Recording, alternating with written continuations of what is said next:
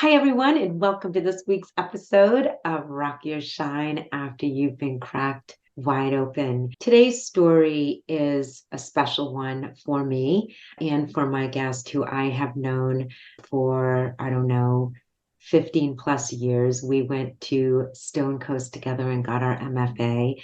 And I am so pleased and excited to have him on the show today. I want to introduce you to my friend and my writing mate, Rick Wile.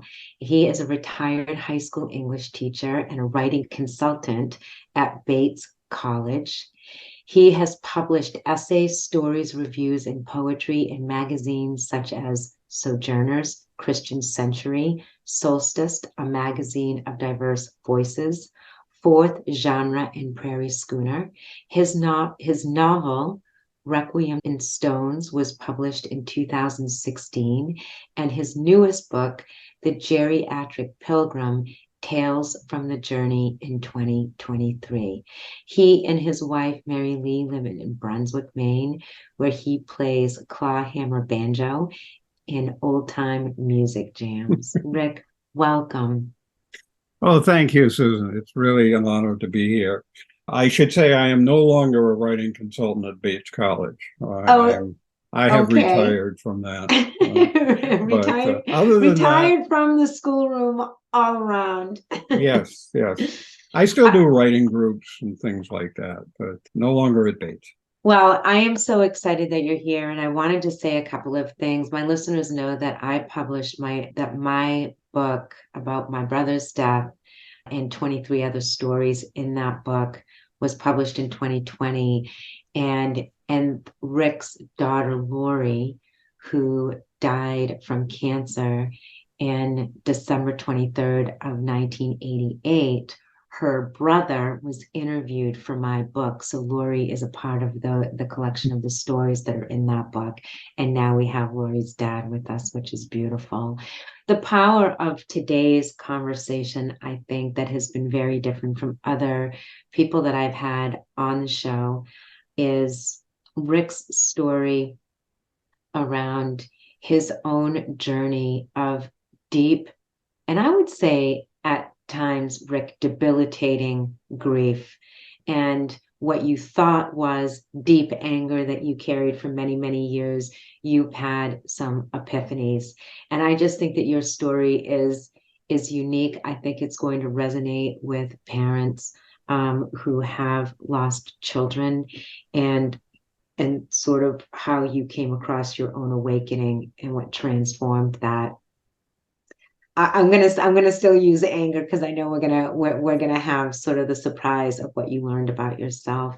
So thank you for being here. This has been the story or the novel that you published in 2016 was started out as memoir about the grief over the loss of your daughter. Took you 20 Right. years to write it, and then you turned it into a novel because you tried to get distance. So I just want to say that as we get started, because I think it's a nice, just sort of kind of encapsulates what we're going to be talking about in terms of your own metamorphosis and how your grief has changed over all of these years.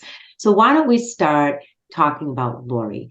Let's bring her to life a little bit, and Laurie's story and what happened, because she was 18 years old when she died of cancer.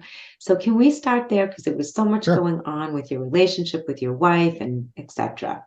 Well, Laurie, as you said, Laurie died at 18. And Laurie at 17 was your typical high school senior. She was, excuse my saying so, I'm biased, but she was compassionate. She was beautiful. She was getting ready to go to college. She was part of the American Field Service. She was getting ready to go to Europe to take after high school. But from the time she was, I don't know, 13 or so, she'd had this cyst on the back of her head.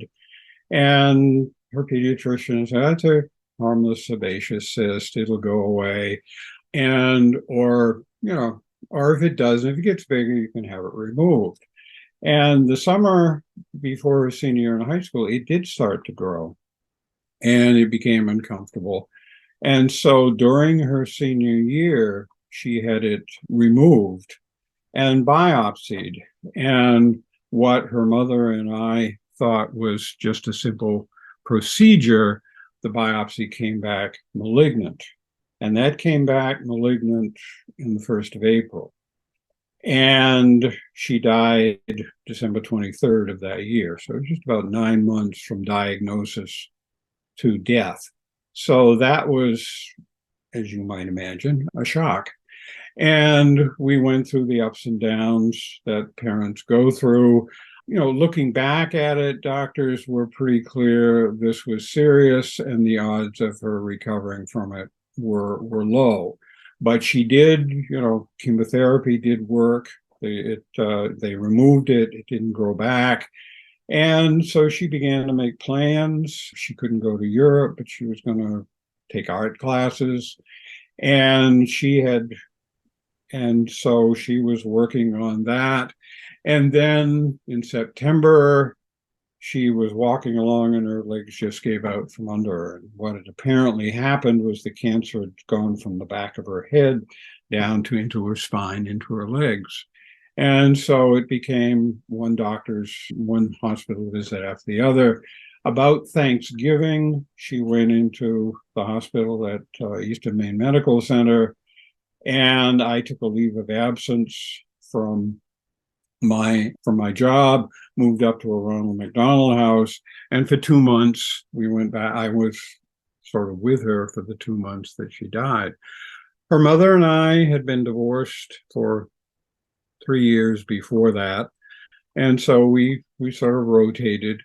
And so I spent 2 months by her side, and she died before December. I think for purposes of talking about the grief journey that we're talking about, I think the first thing I want to say is how absolutely unprepared I was when Laurie died. I remember telling the nurses the next day after Laurie had died, okay, I've done my grieving ahead of time, so now it's time to get back to living. And I had no idea what was going to happen. I had no idea how bad it was going to be after that. I thought I'd prepared for it. I had all this time to prepare for it. And it just took me by complete surprise. And that first year especially, my reaction to her death was anger. And this is what I just was filled with, this absolute rage at everything and everybody. I had remarried at this point. I had a stepson at home. He's the one who appears in your book. And he was, read your book, you will see what he was going through. And I never knew that because I was upstairs in a room. We had this little room where Laurie used to visit. I turned it into what I thought was a den. And what it was a place where I could go up there and drink. And I would just go up there in the evenings and drink myself into a stupor and rage against everything. I wrote letters to the editor. I wrote nasty letters to the priest at our church. I wrote letters to my principal because of workshop they had done. I mean, it didn't take anything to set me off. And that first year was just incredible rage at everything and everybody. I don't know how Mary Lee, and I'm still married to Mary Lee some 30 some odd years afterwards, so what she put up with during that time. And so it was tremendous anger. And then about a year afterwards, I began to focus my anger completely on God. And that's where I still remember the first anniversary of Laurie's death. I went back to the Eastern Maine Medical Center in Bangor. And I went to the chapel there where I'd spent a lot of time. And I just sat there and raged at God. And that was actually very helpful because during that year after Laurie's death, I wasn't sure. I grew up in the church, so I had this sort of faith. But then afterwards, I sort of lost it and couldn't figure out what was going on. And I began to rage at God, which was very helpful because that sent me into some spiritual practices that began to get me out of it. That was helpful. But I still carried the anger at God and also a tremendous amount of anger at myself. And that also was something that I didn't realize at the time, but I started grief counseling. And I went to you've worked for the Center for Grieving Children. I was one of the first people to go. The Center for Grieving Children had just started. And I went there with And my Rick, friend. how far after? Because I want to slow us down just a little bit Yeah. because you've said a lot in a very short period of time. And I want to just dial this back just a little bit and ask a couple of questions. First of all, Laurie died in 1988, Correct. right? And how long after Laurie's death did it take for you then to go to the Center for Grieving Children? Was it 2 years later? I went 3 months later. Oh, okay. So that was way Well, too early, right? So that was way too yeah. early. I know you're What going to say happened that. Yeah. was somebody recommended it, and so we went there.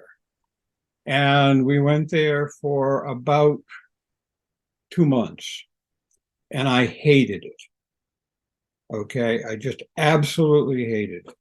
And that's where, this is the first year when I'm angry at everything and everybody. And I took out a lot of anger at the people that are going to the Center for Grieving Children. It seemed to me we all sat around there trying to figure out who could tell the saddest story. And and also, in all honesty, the center was just getting off the ground, and I think they had some people there who didn't know how to handle us. And I remember blowing up the counselor one night and just getting, because she wanted to talk about God, and her you know her picture of God was quite a bit different than mine. And I almost walked out. And then at the end of that session, I said to Mary, I said, we're out of here. And so we didn't go back. And it was another 2 years before we did go back. And that was because of my stepson, Micah. He wanted to go back. And I remember it was his birthday. And we said, what do you want for your birthday? He said, I want to go back to the Center for Grieving Children. So Wow. then I went back. And Mary Lee did not go back because she had had a bad experience there, because Mary Lee was not Laurie's mother. And somebody at the center told her, you don't belong here. You're not her mother. And that just, Mary Lee said, okay. So she said, I cannot go back. And she said, well, anyway, we talked about it, and she said, well, it might be a good idea for Micah and I to actually go back, just the two of us, which actually turned out to be a good thing, because I'd been pretty distant from Micah since Laurie's death, because I was too involved with my own grief. Yeah, so let's stop here for a second. Right. This is critical. So a couple of things. One, I think the center has come a long way since then. Oh, it has. Yeah. And one thing that I remember clearly as a facilitator is that we really recommend that people do not even begin to seek help until 4 months in, which I still think is, to me, that feels like 2 days. When my brother was gone for 4 months, it literally felt like 2 days, because I think it took 4 months just for me to realize that he was actually gone, because you're in the midst of shock and all the things that need to be taken care of. But I think for those of you out there listening who are wondering whether or not group is for you, the question you have to ask yourself is, do you have the ability to hold space for other people's grief? And that really is the question, right, Rick? Because when you're in the midst of your deep grief, it's like you gave this gorgeous analogy before we started recording them. If you smash your thumb with a hammer, you can't reflect on, wow, how could I have avoided that? Like that, you have to feel the pain first. You have to feel it before you can reflect on anything, right? You've got to be able, so that process looks different for all people. But I do think that there are these sort of guideposts that happen for most of us, right? You get through your first year. Everyone says get through the first year. And then year 3, you feel like, there's some movement. And then year 5. And so there are sort of these landmarks that I think some of us, a lot of us have in common around our grief process. But group is not for everyone, as you know. It really isn't. Some people really flourish in meeting in a group atmosphere, but you have got to be able to hold space for other Right. people's grief before you even consider joining a grief and loss group. That is my perspective. I Tell would me agree. yours. No, I would agree absolutely, because when I did go back after 2 years, it was like it was great. I learned so much, and I think one of the key turning points actually for me was the result of a meeting we had one night. And I remember a woman talking. She had lost her husband, and he was abusive. He was an abusive husband. She had finally, after years and years, kicked him out of the house. And a month later, he died of a heart attack. And so she felt the guilt that a lot of us feel. And I remember her saying, she said, I will always feel that I killed him just as much as I put a gun to my head. She even put a finger up like that. I still remember it. And everybody, a lot of people there say, oh, don't feel that way. Don't feel that way. And I'm thinking to myself, yes, I know just exactly how that feels. And it was a recognition on my part that of the shame and the guilt that I was carrying. So that Let's was go. very helpful to me. Let's go there because this was your profound awakening. But right before that, I want to hammer home the point of how long you carried anger. So now let's take a trip down memory lane because you started writing your memoir turned novel back in 1996, Six, right. and you published it 20 years later in That's correct. 2016. Now, as it was going through this transformation, several iterations, right, from when you started that draft, and then you went to Stone Coast and worked on it. In our group, I remember reading some of the drafts, and I could not stick with the narration because I could feel the anger pouring from this narrator.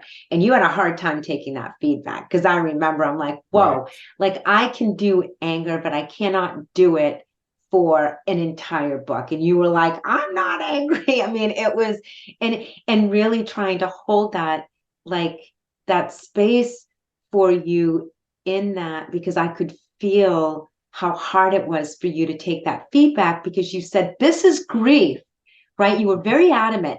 Some people don't want to see how ugly grief is. This is grief. And we're all thinking, wow, Rick, this has been how many years at that point since Laurie had died? I don't remember. But, it had been well over a decade. Oh, yes. Oh, no, Yes. no, it had been 20 years probably, right? Well, it was, Not quite. no, I think we started, let's say 10 to 15. But whatever, it Yeah. had been a long Right. time, and we're all like, whoa. And I think and this of course too was before my own brother died, before I really got up close Right. and personal with grief and anger, right? Like I understood that depth of anger in a different way when I experienced screaming into my pillow and wanting to Mhm. bash walls after my brother died. But I think that it had been so many years that what took me by surprise was that depth of anger that you still carried, that I felt in your work. And you were not willing to look at that at the time. So I'd love for us to take now this step into this new awakening that you have had and how that came about with the Okay. real of what was Mhm. happening with your brother. Yeah. Well, and this is something that has taken me, well, I published the book in 2016, which is 28 years, which is, yeah, 28 years after Laurie died. So this has been a long journey. And so I published the book, and then I got into the marketing of the book and so forth, which is a hard sell. People said, this is a hard sell. It has been helpful for some people. Church groups have found it helpful. But I needed a break. I needed to do something. And because I am a writer, I started writing a blog.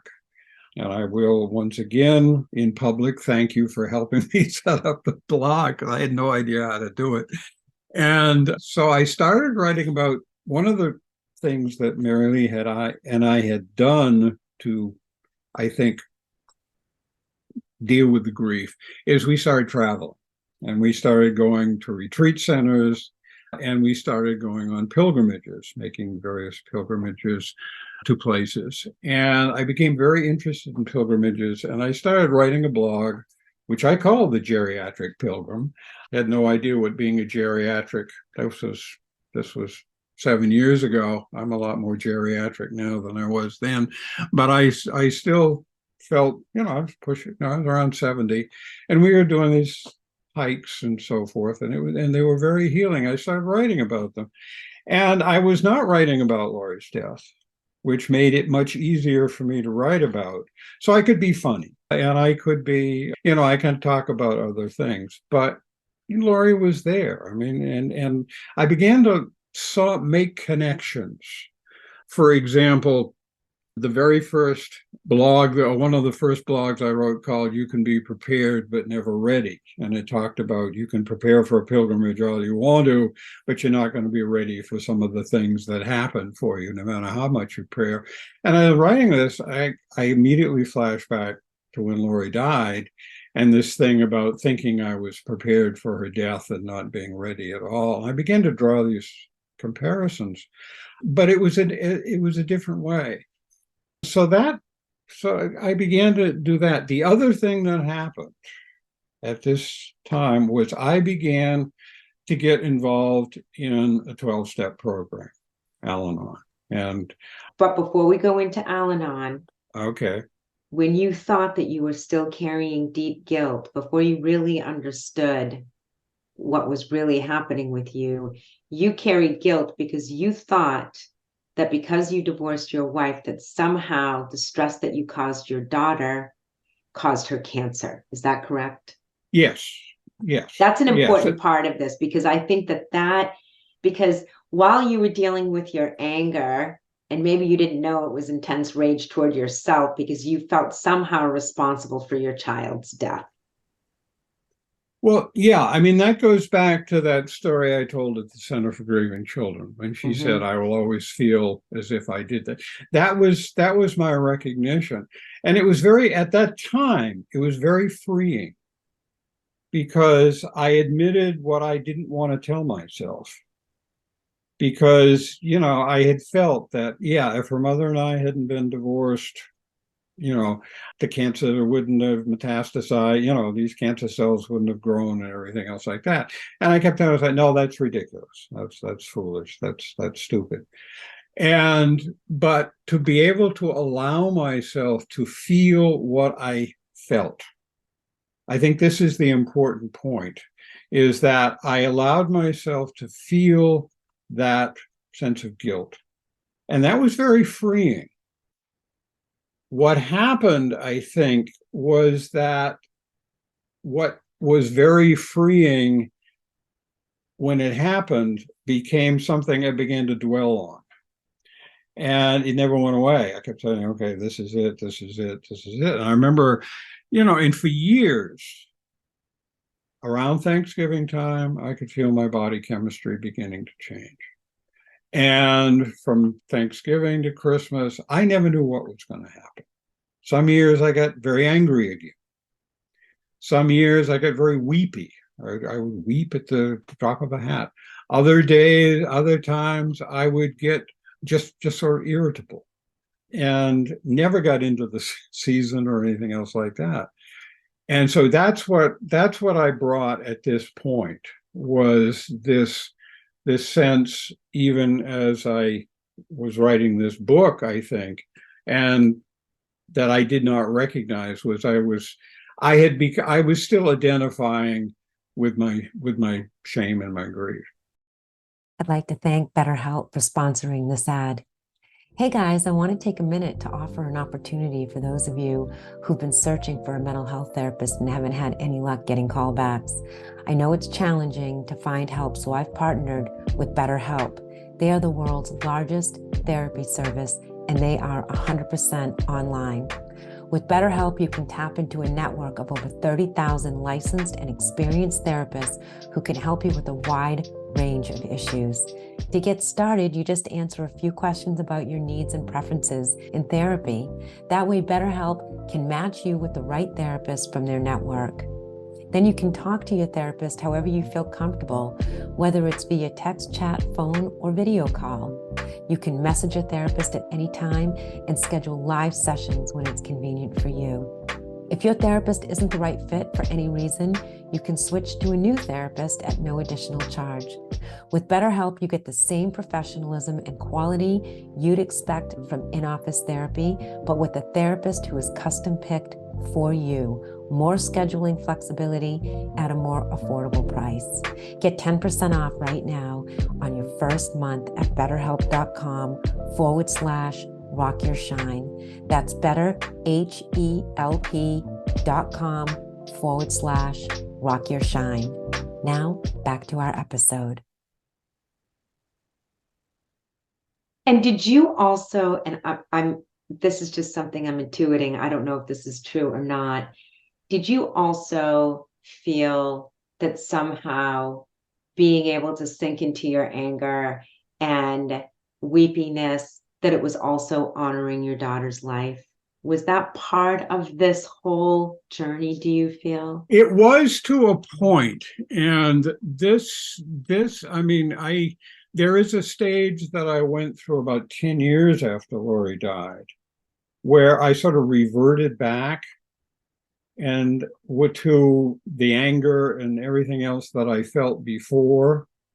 And then I recognized, long story, but to just cut it down, I recognized that I wasn't so much grieving Laurie's death as I was grieving the death of my grief, if you will. And I understand that this sometimes goes on. I've read about that.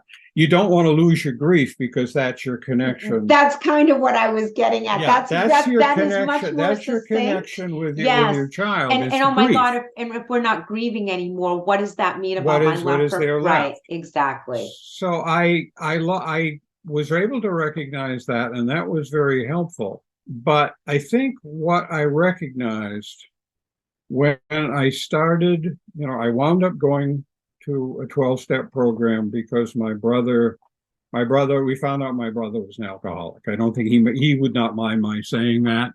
He's been fine ever since. He's done his own recovery. So I can tell the fact that, I discovered my brother was an alcoholic. I went into an Al-Anon program because I was obsessing over him. And I was, Al-Anon is for people who are dealing with alcohol in their family. What I discovered was that I had a whole history of alcoholism in my family. And my mother had grown up in an alcoholic family, terrible, abusive. I mean, that's as bad as you could imagine it would be. And what I discovered in working with a sponsor was that I had this anger long before Laurie died. This anger was there. The shame was there that I had buried. And what Laurie's death did was release it. And that was where a lot of this was coming from that I didn't even recognize. I didn't recognize it when you folks in the writing group were telling me about it, because I've been living with anger all my life and bearing it because that's what my parents did. My parents were not violent, angry people. My mother's father was. But because of that, they sort of buried. But there was this sort of miasma of anger hovering over my family all the time we were growing up. And it would occasionally explode. My father would occasionally go into rages. My mother would occasionally go into rage, but it was very rare.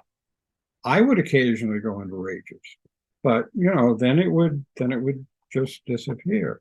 So to recognize that, yes, parents, we talked about this before, guilt is part of the grieving process, especially with the death of a child. You mentioned this. I don't think I've done some research on this.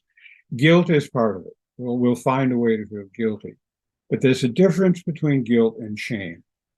And Talk guilt, to guilt, talk, yeah, talk to us about so what it because I just think that this is just so beautiful that you had this new awareness because you did this through the love of your brother, right? Like this was happening because you talk about in your own book that you struggled with drinking, right? And you said you go up into your little room and you drink and yeah, yeah. you No, stop drinking. I struggled off and on.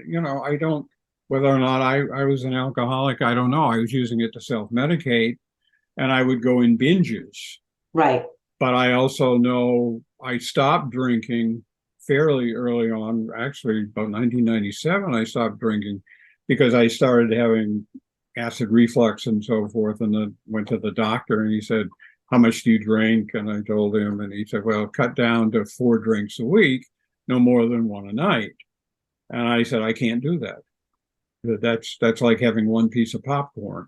There's no way in the world I can do that." So I just stopped. Wow. And you never went And to AA?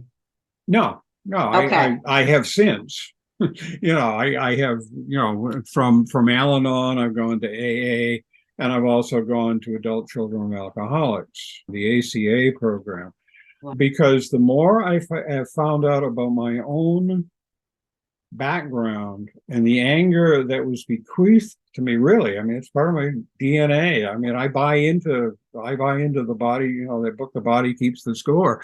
I buy into that 100%. I think that whole thing is part of my DNA. That was really helpful for me when in dealing with dealing with Laurie, because I recognized, you know, my connection with Laurie, if is not necessarily through anger. I don't need to be angry to remember Laurie. How about that? Okay, I do not need to feel guilty to honor my daughter. What I need to do is, and I've known this from the beginning, I just couldn't do it. She never wanted me. She wouldn't have wanted me to be angry. She Right. wouldn't have wanted me to do this. But it's something that I carry with me. And to do that, and I remember telling my sponsor, an Al-Anon sponsor, about this change in body chemistry that I go through between Thanksgiving and Christmas, and saying, and I will always do that because I will always at some level feel that I murdered my daughter, going back to the 20 years. And my sponsor just said, well, maybe, but maybe not. Why don't you be open? Why don't you just see what happens? Don't judge yourself. And it was a year or so later that all of a sudden I realized, here it is 2 weeks before Christmas, and I'm having a great time. I'm into the Christmas holidays, and I'm not worried, and I'm just enjoying it. And so that was that, and I think that's really what began to be reflected in the book, as that the book became much more about, yes, it's about healing from grief. And, everything everybody says about grief is right. The grief never goes away. It does, however, at least in my experience, become much more enfolded by something else, by the rest of life, if I can be open to it. I'm a big believer in grace. Yes. And, grace is there. Hold that You thought want on to say something? hold that thought on grace because because I had interrupted you earlier where you had this revelation through working with your Al-Anon sponsor, the difference between guilt and shame. And I think that this is very profound. I think that a lot of us can confuse our anger and our guilt with shame and sense of self-worth and reconciling with ourselves, giving ourselves grace of being human. Talk to us about that moment of awakening when you realized that this is not guilt that I'm carrying, it's actually shame, or this isn't intense anger I'm carrying, it's shame, etc. Talk to us about that epiphany that you had. What happened?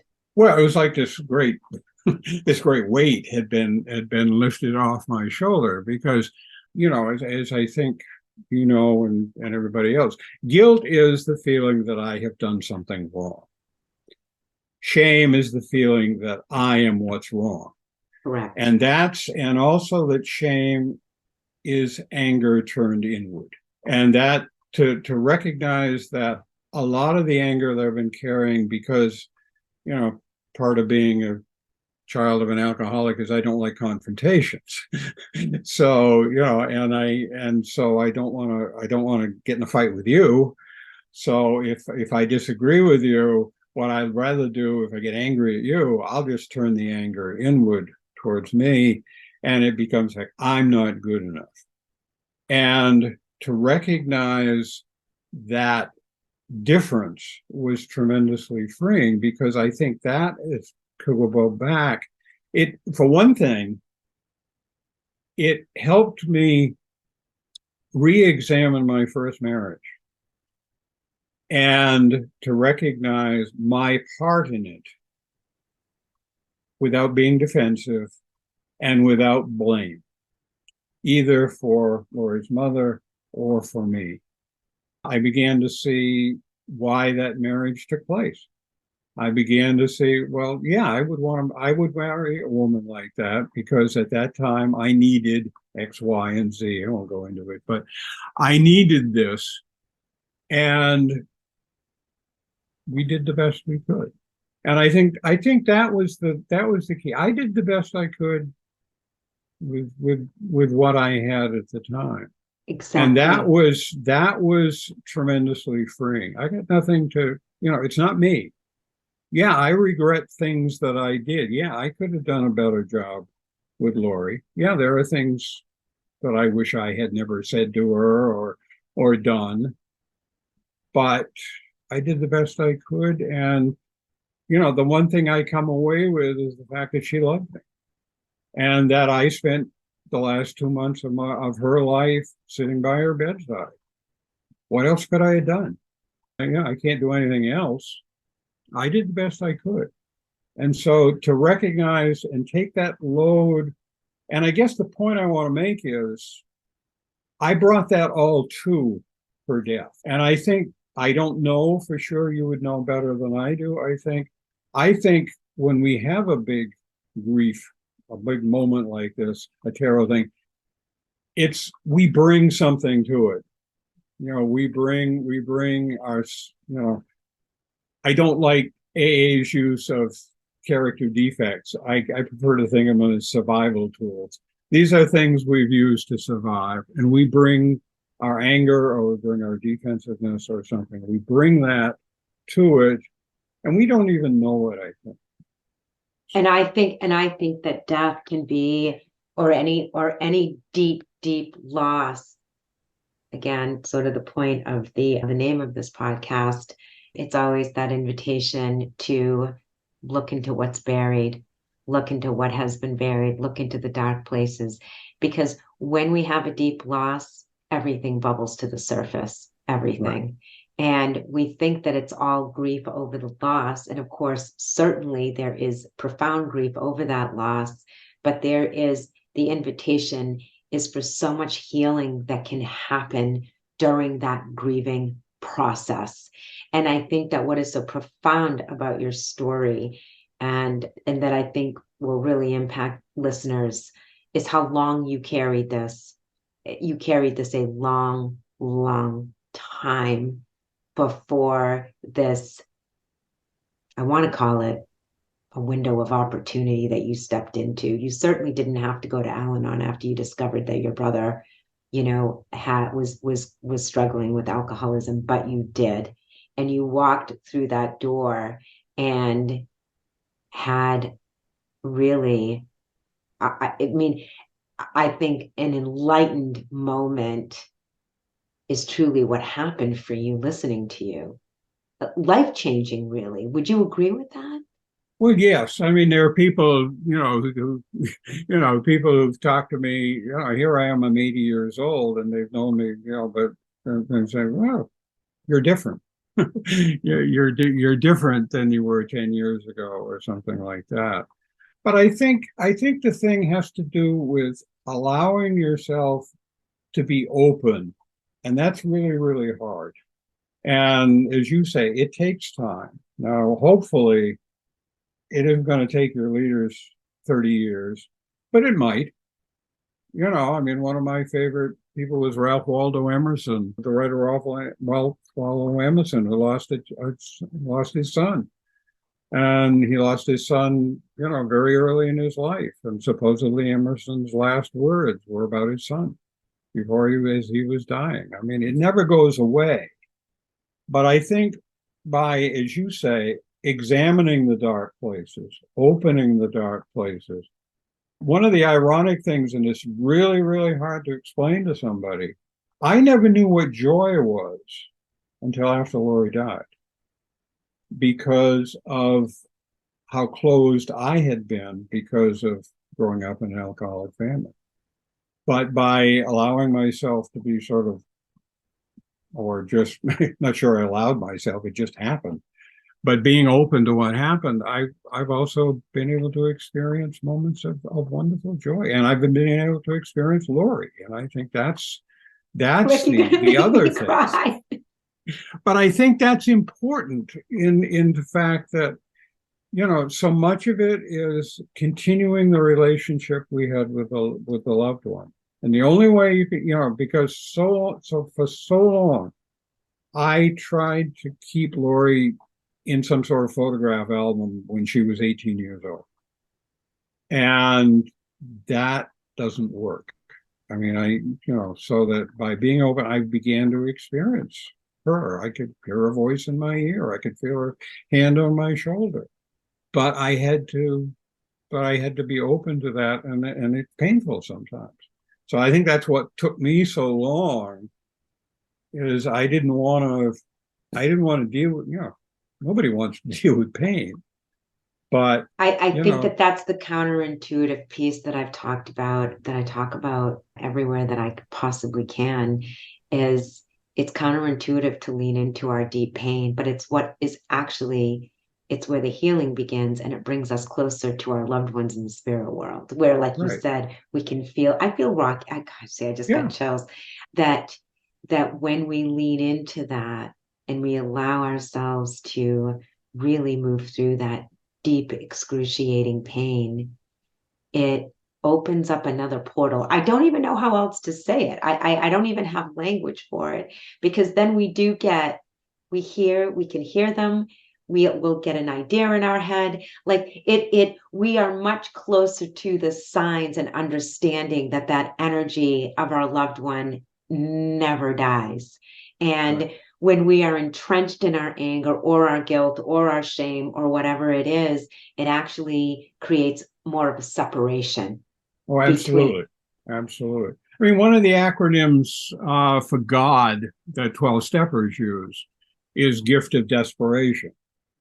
And this is what they're talking about, I think, is this, that, if you're not fighting it because you can't fight it, it certainly is nothing that I ever did intentionally. And that's where this grace thing comes in, because I can't claim credit for much of anything.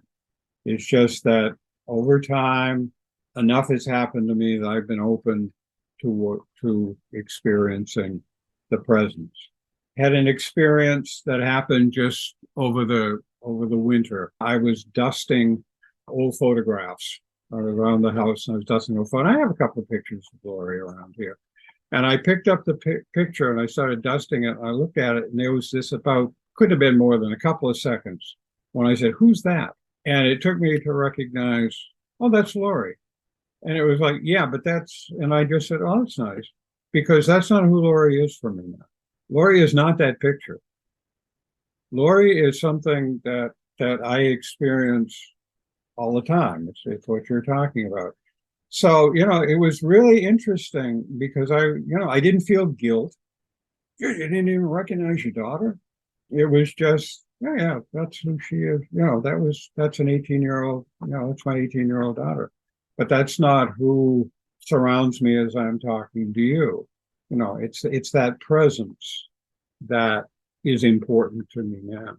I feel like she's here now. Because I'm feeling like I'm tearing up, but it's almost like I didn't know your daughter, but it's almost like I can feel, this is going to probably sound corny to everybody listening, but it's almost like I feel her smiling. Do you ever feel that, I mean, or maybe I'm tapping into you, Rick, but this, because I've known you for so long now, and this just feels so, it feels so huge to me that this has happened at this point in your life.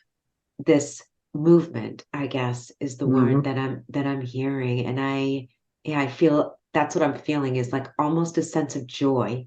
That is what I'm Oh, feeling. absolutely. Absolutely, joy. Absolutely. That's what I mean about Yeah. joy. I mean, I don't think you can have joy without sadness.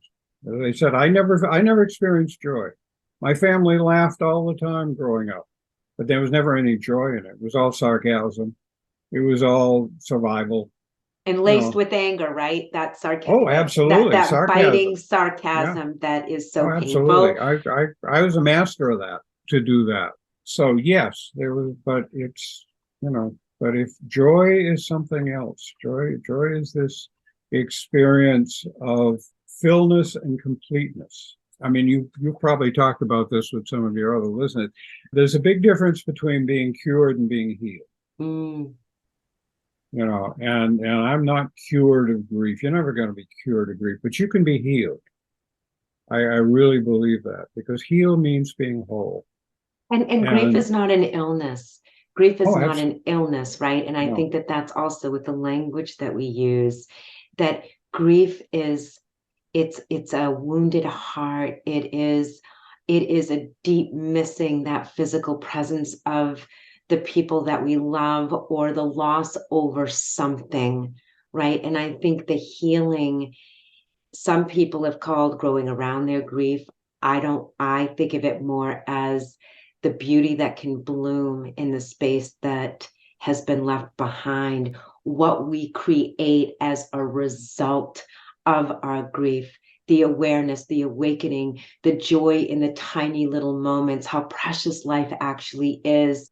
I mean, I could go on and on. I am looking at time. We are almost at the top of the hour, which just again blows me away. Gosh, I I could carry on this conversation for another hour. Well, Um, thank you. I always end with two questions, so I'm going to move us there because this has just been such a beautiful and rich discussion for me as well, Rick, and I want to thank Well, you. thank you so much. It is for me as well. So here's my question, and I cannot wait to hear how you have to answer these two. What does self-love mean to you now? Forgiveness, acceptance and forgiveness, which to me are part and parcel of the same thing. Again, to quote or to refer to 12 step. 12 step talk about the three A's: awareness, acceptance, and action. And I think self-love has to do with accepting and forgiving yourself, and to accept who you are, warts and all, without taking it personally, without the shame part of it. And this is what I said, this is probably the biggest change in my life over the last few years, is to be able, and actually it started with my own family. I went through a thing where I was very angry at my family, and to recognize, no, they did the best they could. So I was able to hold, I mean, you have to be able to hold two realities at the same time. And one of them is, yeah, I have done some things I wish I hadn't done. But on the other hand, it's acceptance and saying, yes, but that's not who I am. I am a child of what I refer to as the God of my not understanding. I am a child of that. I carry that. So self-love means to be able to forgive, accept who I am, and to be able to forgive myself for certain things, and also to be able to look honestly at what I do well, and to be proud of that fact, which has took me a long time to do, believe me. That's beautiful. Finish the sentence for me. Hope is. Hope is, oh shoot, Susan. Hope is, okay, I can tell you what it isn't. Hope is not optimism. Hope is not expectation. Hope is based for me on the past, not the future. Okay. Mm. Hope to me is looking at the fact that I have come where I have come. I have overcome what I have come probably through no fault of my own or no benefit of my own, through grace, and that my hope for the future is based on the fact that grace is surrounding me and that all will be, as one of the Julian Norwich said, all will be well and all manner of things will be well. But it's based on the past. Hope is something that I can look back and say, okay, I got through this, or I triumphed over this, or I survived this, or I experienced joy from this, and I will continue to do so if I am just open to the grace that surrounds me. Well, there's nothing I can add to the beauty of that. Rick, thank you for coming on the show and sharing Well, your I am so story. pleased that you asked me, and it was so good to see you. My You gosh, too. I haven't seen you for a long time. I know this was wonderful. And I want to thank all of my listeners. You guys, thank you for tuning in. I'm sure this was a hard conversation from some of you.